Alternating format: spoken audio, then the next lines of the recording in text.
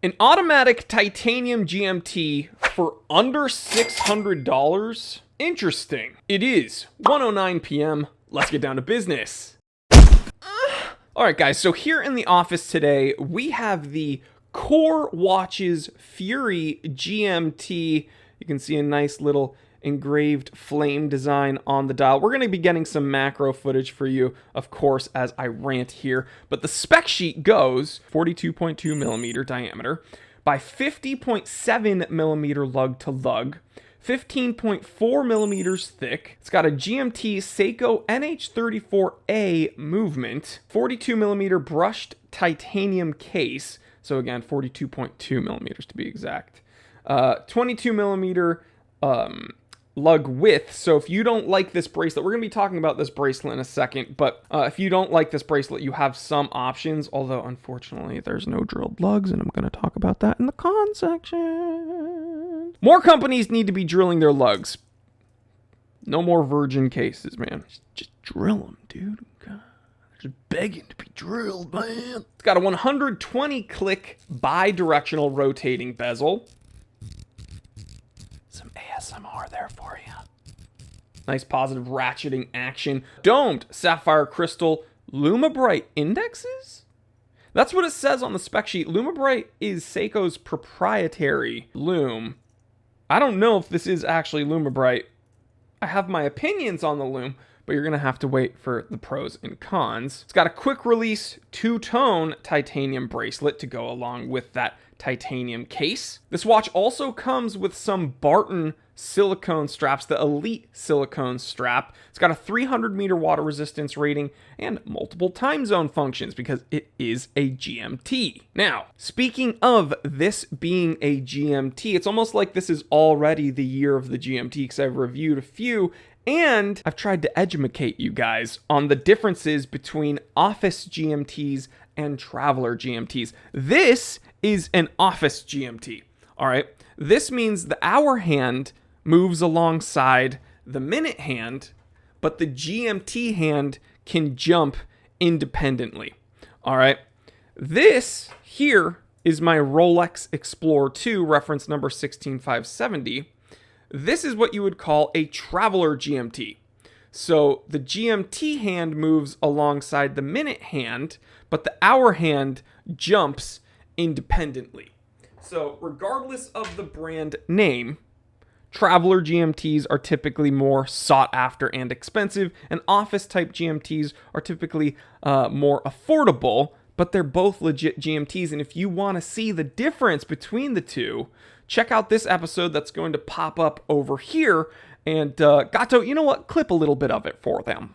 True GMTs are also known as traveler GMTs, and collar GMTs are also known as office GMTs. And it's those secondary names that really give us an idea of what these various GMTs are really used for. Yeah, go ahead, watch that episode because you're going to learn a lot about the different kinds of GMTs and what they're used for. But to clear up any confusion, this is a office GMT, or a collar GMT as they call it. Now, speaking of office, when I get a watch like this in my office, it reminds me why micro brands are and should be a thing. Like, we really do need them. The fact that you can get an absolute spec monster like this, I mean, 300 meter water resistance rating, threaded crown, sapphire crystal, automatic GMT, titanium everywhere, for well under $1,000. I mean, this thing's under $600. It's just laughable that, like, the main strike against watches like this is that no one knows the brand name. It's like, really, like, if you just removed all brand names from all watches, this would be very impressive just by the specs and the price alone. But because no one's really ever heard of them, people don't care. So it's just laughable because I see, probably thousands of watches since I started my channel. And micro brands are just always the most interesting, and they give you so much for the money. And this is just proof of it. So yeah, we're going to be jumping into the pros and cons because I'm already gushing a little bit too much about this watch. And people don't like when I give my opinions when it's not in the pros and cons section. So Gato, let's get into it. Gato, can you do like a cool like intro for the pros and cons, and I'll do a dance.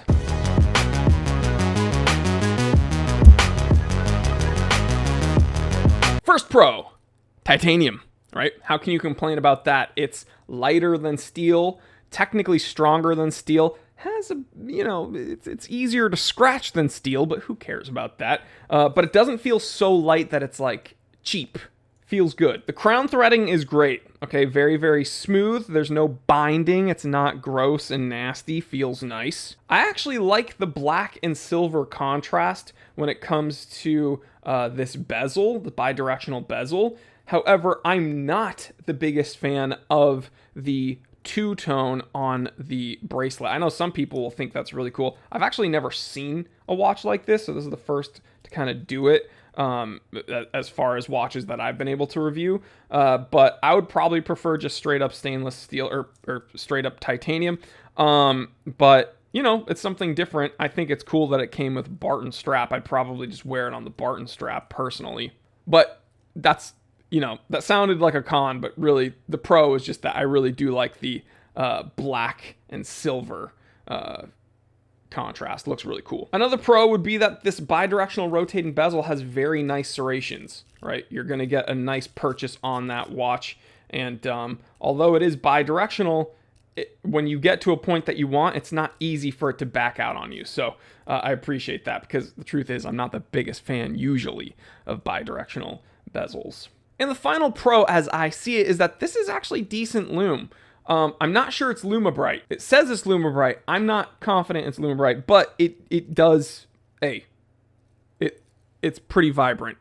So props to them. Next to the cons. All right, because with the good comes the bad, people, and I'm not here to blow smoke up your bums. All right. First con, the GMT hand. This is really frustrating. The GMT hand is like mirrored, right? Like mirrored silver, which kind of blends in with the dial and some of the indexes. The second hand is red, though.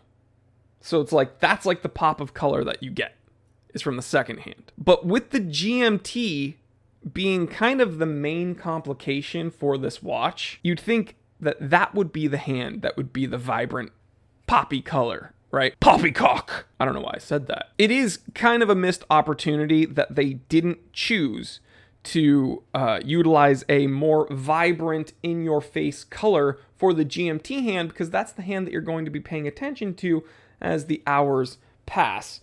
I think it would have made more sense for the second hand to be like that mirrored silver and the GMT hand to be red, but they chose not to do that, and I think that that's a huge missed opportunity in my opinion. Next, the logo being on the 9 o'clock index. It's not off-putting, but it is something to get used to, because usually, you see it around the 12 o'clock area or right above the spindle. Now, right below the spindle, it does say Fury GMT, but that C for core, it's on the 9 o'clock applied index, which is something different. It's interesting, but I think that takes a little bit to get used to, so I'm putting it in the cons. Another con, missed opportunity, should have given it a signed crown, in my opinion. I think it's just, this is a fairly thick and flat when we're looking at the profile of the watch, and it's no drilled lugs. It just looks kind of plain. I wish that there was a little bit more detail on that crown. Next up, very, very subjective, but the quote that is on the case back is a little bit too cheesy for me.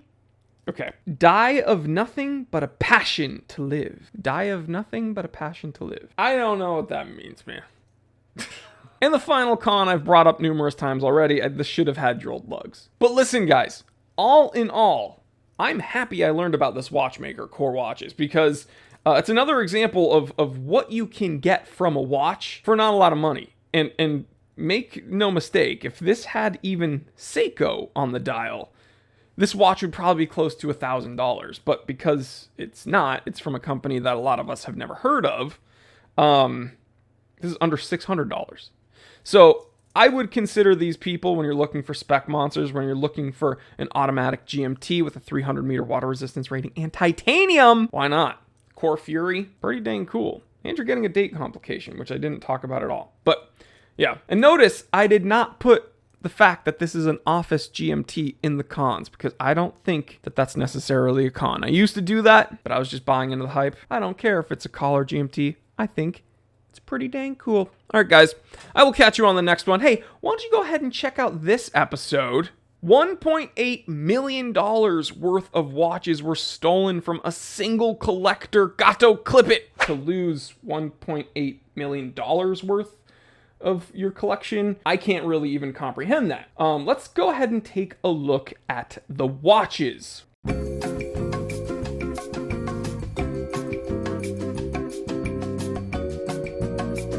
Man, you hate to see that. But hey, guys, if you enjoyed this episode, give me a thumbs up. If you didn't like it, you can hit the thumbs down. No hard feelings. But yeah, just have a great day. Stay happy, stay healthy, stay blessed. I'm Jory Goodman, the Time Teller. Always remember, I didn't invent time.